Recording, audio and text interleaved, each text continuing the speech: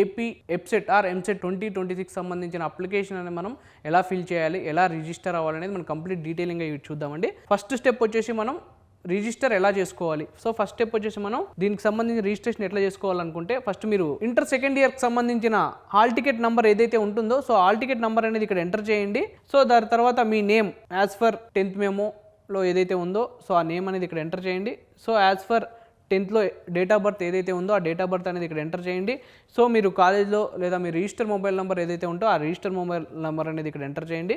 So దాని తర్వాత so మీరు ఇక్కడ మొబైల్ నెంబర్ ఎవరైతే ఎంటర్ చేశారో సో వాళ్ళ నేమ్ అయితే ఇక్కడ క్లిక్ చేయండి. సో మీ మొబైల్ నెంబర్ అయితే సెల్ఫ్ లేదా మీ ఫాదర్ మొబైల్ నెంబర్ ఎంటర్ చేసినట్టయితే మీ ఫాదర్ మీద క్లిక్ చేయండి. పైన మీ మదర్ నెంబర్ ఇచ్చినట్టయితే మదర్ నెంబర్ మీద అయితే క్లిక్ చేయండి. సో అలానే దాంతోపాటు ఒక ఆల్టర్నేటివ్ నెంబర్ అయితే ఎంటర్ చేయాల్సి ఉంటుందండి. పైన మీ ఫాదర్ నెంబర్ ఇచ్చింటే కింద మీ మదర్ నెంబర్ ఆల్టర్నేటివ్గా ఎంటర్ చేయండి.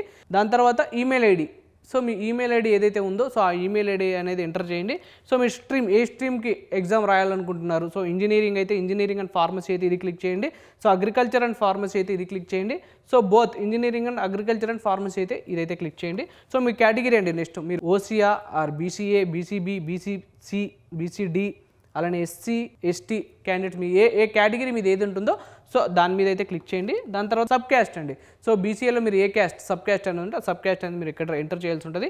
సో అది అయిపోయిన తర్వాత మీరు ఫైనల్గా ఫీ పేమెంట్ ఉంటుందండి. సో ఆ ఫీ పేమెంట్ మీరు క్రెడిట్ కార్డా, డెబిట్ కార్డా, నెట్ బ్యాంకింగా సో మీరు ఏ విధంగా మీకు పే చేయాలనుకుంటే సో దాని మీద క్లిక్ చేసేసి మీ ప్రొసీజర్ టు పే కొట్టేస్తే మీ పేమెంట్ అనేది కన్ఫర్మ్ అయిపోతుంది.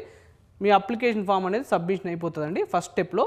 సో మనం సెకండ్ స్టెప్ విషయానికి వస్తే సో మీరు ఫస్ట్ స్టెప్లో ఏదైతే పేమెంట్ చేసి ఉంటారో ఆ పేమెంట్ సంబంధించిన స్టేటస్ ఏమన్నా చూసుకోవాలనుకుంటే సెకండ్ స్టెప్ మీద మీరు క్లిక్ చేసినట్టయితే పేమెంట్ విషయం అనేది మీరు ఇక్కడ చూసుకోవచ్చు. మీ hall ticket number, mobile number and date of birth enter చేసి మీ పేమెంట్ స్టేటస్ అనేది స్టెప్ 2లో అయితే మీరు చూసుకోవచ్చు.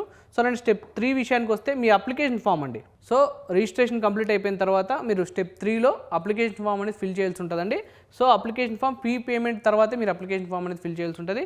సో అప్లికేషన్ ఫామ్ అనేది మీరు పేమెంట్ రెఫరెన్స్ ఐడి తర్వాత మీ hall ticket number, mobile number and date of birth enter చేసిన తర్వాత ప్రొసీజర్ టు అప్లికేషన్ ఫామ్ అంటే మీ అప్లికేషన్ ఫామ్ అనేది మీకు వచ్చేస్తుంది. సో ఫోర్త్ స్టెప్ వచ్చేసి మీ అప్లికేషన్ సంబంధించి స్టేటస్ ఎక్కడ ఉందో అనేది మీరు ఫోర్త్ స్టెప్లో చూసుకోవచ్చు. సో ఆ స్టేటస్ కానీ మీరు క్లిక్ చేసినట్టయితే ఇక్కడ మీ payment reference, hall ticket number, mobile number and date of birth enter చేసిన తర్వాత మీరు సబ్మిట్ చేసిన తర్వాత మీ అప్లికేషన్ స్టేటస్ ఎక్కడ ఉందో అనేది మీకు క్లియర్గా ఇక్కడ కనబడుతుంది. సో దాని తర్వాత ఫైనల్ స్టెప్ వచ్చేసి మీకు సో మీ అప్లికేషన్ ఫామ్ అనేది మీరు ప్రింట్ తీసుకోవాల్సి ఉంటుంది. సో ఫైనల్ స్టెప్ మీద మీరు క్లిక్ చేసినట్టయితే ఇక్కడ మీరు payment reference ID, register number and hall ticket number, date of birth and mobile number enter చేసిన తర్వాత మీ అప్లికేషన్ ఫామ్ అనేది మీరు ఇక్కడ ప్రింట్ తీసుకోవచ్చండి.